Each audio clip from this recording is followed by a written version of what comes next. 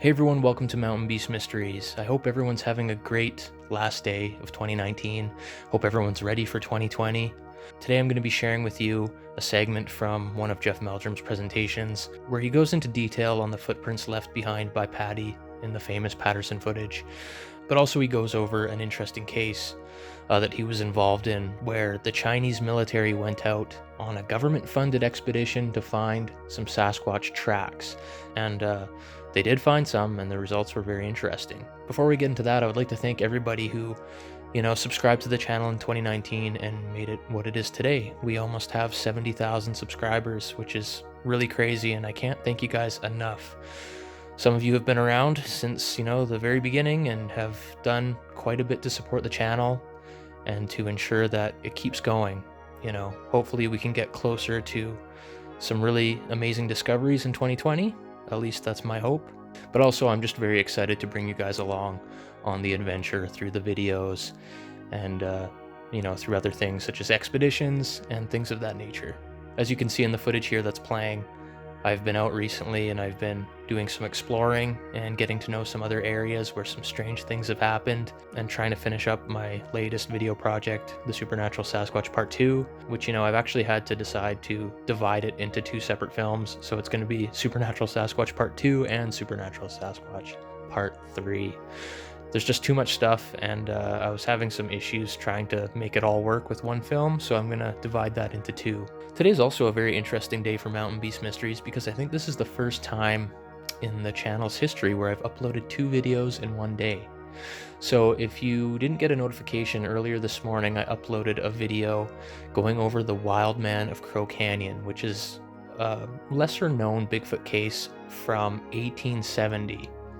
That's when it first came to light, so it's a very old one. It's a historical account, and it predates, the term Bigfoot. But anyways, if you haven't watched that video yet today, make sure you check it out, share it, like it, and get it out there. And same with this one.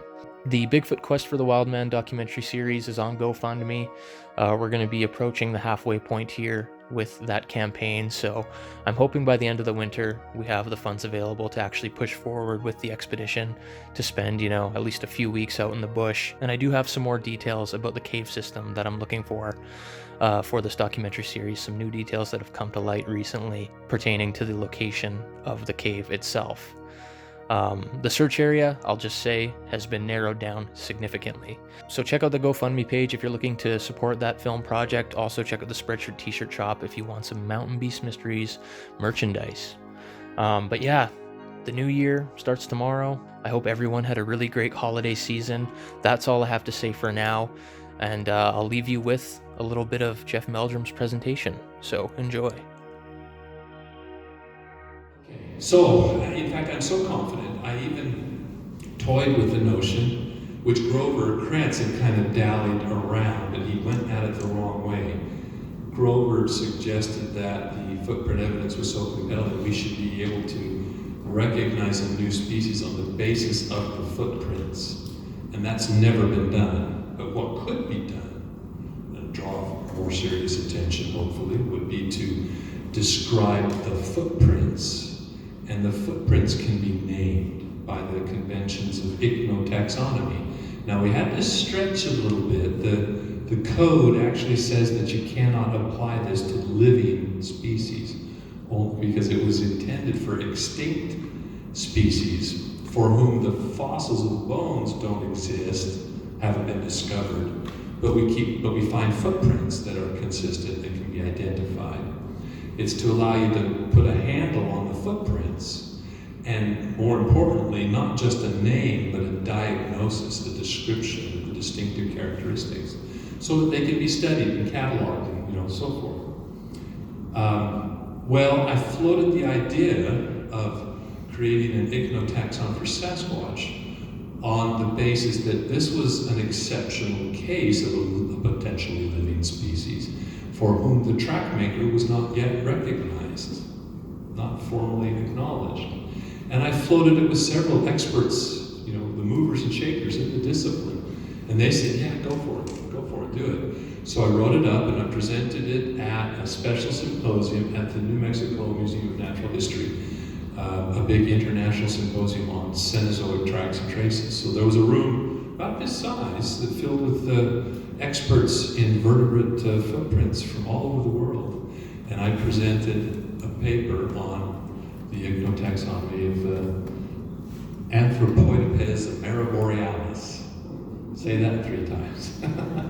It's really not that bad. It rolls off your tongue with just a little practice. But it simply translates Anthropoidopes is the ape-like foot of North America. And the important thing, and it passed, it was received very well. There was one curmudgeon in the room who kept saying the weirdest things until finally the person next to him said, sit down, be quiet. The rest of the room kind of booted and everyone clapped when that happened.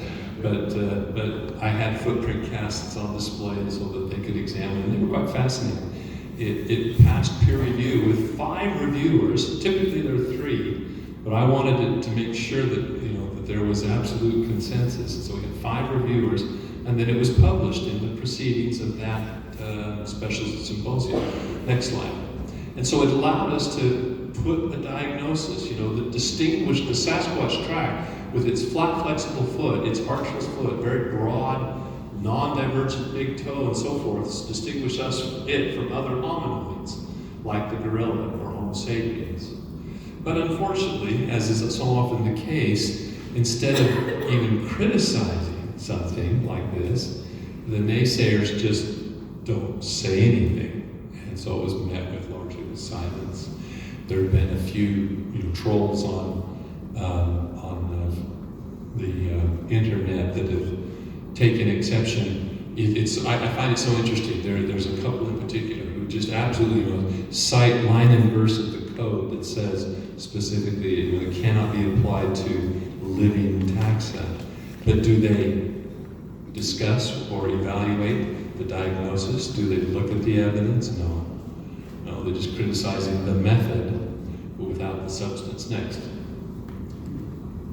So it's frustrating. The referred material, the type was the right and left cast by Roger Patterson. So Bob Titmus went to the site 10 days later, cast 10 tracks regardless of their quality in succession. And so it was a fascinating assemblage. Now, unfortunately, the tech, and I've never gotten this corrected, but the tech, when he put together this figure for me, he just made all of the prints the same exact length. And they're not, as you'll see in a minute, but you've already corrected it. But one of the really important ones there is down the bottom right. You can see the very definitive pressure ridge. Next slide. And here's the actual footprint that came from. You may have seen it published. It wasn't published far and wide. This picture shows up in John Green's book, The Apes Among Us. And it's been, I think, also in Daniel Perez's little special issue of the Bigfoot Times on the Patterson Given film site. The few people that even made mention of that feature midway down the length of the footprint assumed that it was that branch sticking off to the left. They figured this is just a green bough of some kind that when was stepped on, the weight of the creature pushed it down into the sand, but then when the weight was removed, it bounced back up. Well, it's not. It has nothing to do with that twig. It is a pressure release ridge. Next slide. Here's a depiction of it seen, the cast that was made by Bob Titmus from various angles. And here's the interpretation. On the right, you can see a human foot with its arch, so that when the heel is elevated, the entire foot acts as a lever with the fulcrum at the base of the big toe. Okay. As a result of that incorporation of the forefoot into the lever, we can afford to shorten the heel. And if you think back to your, in physical science and introductory physics, that creates a small input lever, which then creates a speed lever. The output lever then, the ratio of the input to the output lever makes something that will move fast when you move the short input lever. So it's a running adaptation. So the arch has evolved in our species and maybe our predecessor. There's slight evidence of it in Homo heidelbergensis. a fixed arch. I mean, it was not just an all or none. There was a gradual mosaic of characteristics of the lateral foot and the medial foot, and then robusticity of the big toe, lengths of the heel segments and so forth. Sasquatch, on the other hand, has retained this flexibility that I talked about. Even though it's not grasping with its big toe, I mean, think about the environment that it finds itself in. Steep, rugged, rough, uneven terrain. You know, have you ever tried to hike off trail and go up a very steep incline with stiff boots on that don't flex? You have to act kind of like a mountaineer. If you're not switchbacking like a sheep or a cow or deer, then you have to stick your toes in like you have crampons like a mountaineer to go up, and you're just teetering out there over that stiff foot. But if you had a flexible midfoot, it could conform to that incline. And by not concentrating weight over the ball and big toe, you can spare the toes the bending stresses that have selected for shortening in human feet and retain a much longer toe length, which gives you more prehensile capability in that uneven terrain. Now, I'm quite confident in this interpretation. I'm absolutely certain of this interpretation. Why? Because you can watch it happen in the film to the right. Now, it's a little hard to see with the speed at which it moves through those frames, but watch the trailing foot. First the heel comes up, and in one of those frames it's vertical. If it had a stiff arch, or if it was a carved wooden foot, as has been suggested by some, 6 to 8 inches of that would be sticking straight down into the sand.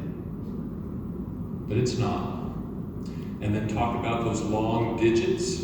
You know, from the bottom, her toes kind of look like peas in a pod, like my ex-wife's apparently stubby toes that are actually quite long and flexible. But in reality, watch that lead foot as it swings forward. You see the toes point skyward for an instant? Those are long toes. Let's go to the next slide. I think it shows it enlarged. There you go. Look at those long toes on that lead foot. Boom. They fit the reconstruction perfectly. Next slide takes individual frames with a little more color information. Now it's still washed out, you can see, because of the overexposure, but look in the second frame. There the heel segment is almost vertical relative to the ground. And then by the time pressure has rolled through the entire forefoot, the center of mass, because of her forward lean, is already over the lead foot. And notice the compliance. Her leg isn't here. Over here, it's fairly well extended, but as soon as weight is taken up on that lead foot, what happens? The knee and the hip bend, and the ankle flex. They take that shock of her mass and store it in the ligaments and tendons about those joints. Next one. Okay, so here's that picture again. Now let's look at it. The criticism that has been leveled repeatedly is why only one of these 10 with a pressure ridge? Well, the digital images gave us an opportunity. You know, I'd already examined the originals, and we went down and scanned these then, next at the Willow Creek Museum where these are accessioned. We start to rotate them, next slide, and what do we discover? Boom, 8 of the 10 that do show a pressure ridge of varying degrees. And what we find out is that the unusually short-looking casts all have the same length from the ends of the toes to the pressure ridge.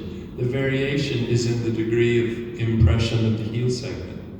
You know, she's leaning forward, the weight's on the fore part of the foot more, and the heel is not always making full contact with the ground and not impressing deeply, especially in those very short ones there in the top row. But they show signs of a pressure ridge. Next slide. Close examination of the film. M.K. Davis is to be credited with this. Initially, he kept asking, what do you want me to look for?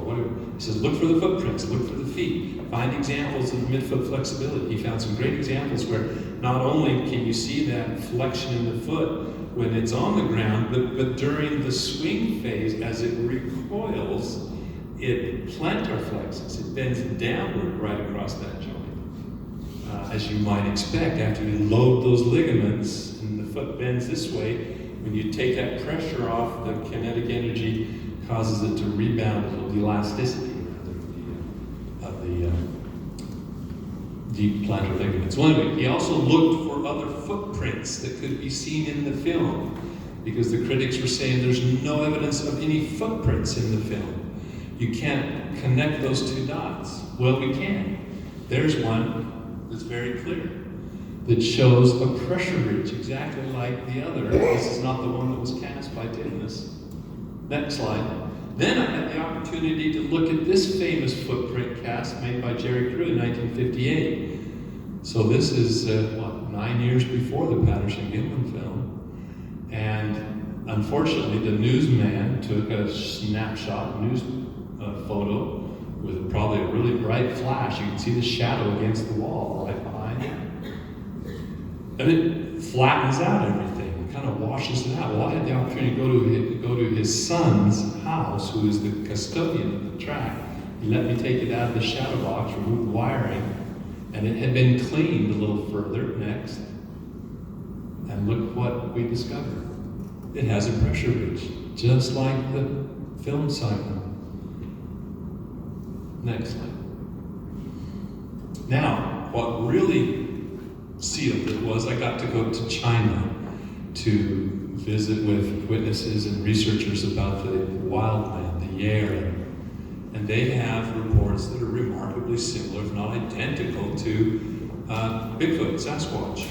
There's a higher preponderance of reddish-brown color reported, but that's just genetic differentiation, having been separated by millennia by the Pacific Ocean. Next slide. One of the witnesses, who was a park ranger in the Shenandoah National Park, he originally was part of the team, the government-backed team that was sent to Hubei province to look for evidence of the wild man. They were supported by the Red Army to the tune of about 700 men who beat the bushes for footprints and hair samples. They talked to and interviewed villagers, so forth. And after his stint with that scientific team, Mr. Yuan stayed on during the formation of the nature reserve and became a ranger. He'd been there for many years, since the 70s. Had a remarkable sight. But anyway, and had cast a pair of footprints in association with that site. They wouldn't let me see them, until they had the cameras rolling. Wanted to capture that initial reaction, but I had given him a reprint of the paper on the ichnotaxonomy, which featured this figure. He couldn't read the English, but he sure could look at the figures. And he saw that, he just became quite agitated. He was grabbing my coat sleeve, and I said, okay. So we were on the bus together. We went off, and they set up the cameras, and then he opens up his little suitcase, and he rolls back the toweling, and out comes, next slide. They're a little bit washed out in this photo, unfortunately, but there's this pair of footprints, which you could have lifted right from the series that Bob Titmus had cast. Next slide shows it a little bit better. Okay, there you can see it on the top. Not only is the pressure ridge there, it's in the correct spot, exactly the correct spot, the same orientation. It's typically offset just a little bit, distalaterally, up towards the outside forward edge of the foot, because of the slight offset of the talonavicular and calcaneocuboid joints that form that combined compound joint.